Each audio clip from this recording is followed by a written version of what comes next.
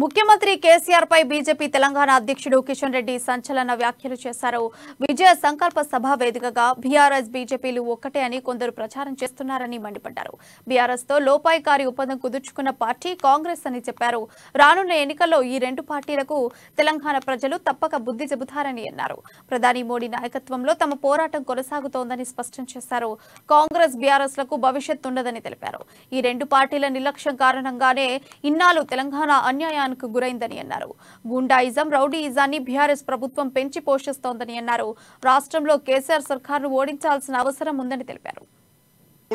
కల్వకుంట్ల కుటుంబాన్ని బహిష్కరించబోతుంది, బైకాట్ చేయబోతుందని మనం దళితులకు గిరిజనులకు 3 ఎకరాల స్థలం ఇస్తానని ఇవ్వకుండా దళితులను గిరిజనులను మోసం చేసినందుకు తెలంగాణ దళిత సమాజము, తెలంగాణ గిరిజన సమాజము కల్వకుంట్ల కుటుంబాన్ని, కేసీఆర్ ను బహిష్కారం చేసే రోజు ఎంతో దూరం లేదని మనం చేస్తాం. అంతేకాదు ఈ రోజు నిరుద్యోగ యువకులకు నెలకు 3016 రూపాయలు ఇస్తానని చెప్పి, నిరుద్యోగ బిస్తుని ఇస్తానని చెప్పి ప్రకటించి మోసం చేసినందుకు తెలంగాణ నిరుద్యోగ యువత కేసీఆర్ ను, కల్వకుంట్ల కుటుంబాన్ని త్వరలో బహిష్కరించబోతుంది, బైకాట్ చేయబోతుంది. మిమ్మల్ని ఈ రోజు టీఎస్ పబ్లిక్ సర్వీస్ కమిషన్ ఆధ్వర్యంలో 30 లక్షల మంది నిరుద్యోగులు ఎంతో కష్టపడి అప్పులు చేసి పరీక్షలు రాస్తే మీ చేతకనతనంతో, మీ అవినీతి కారణంగా ఈ రోజు public service commission paper leak అయి లక్షలాది మంది నిరుద్యోగ జీవితాలలో నిప్పులు పోసిన మిమ్మలను తెలంగాణ నిరుద్యోగ యువత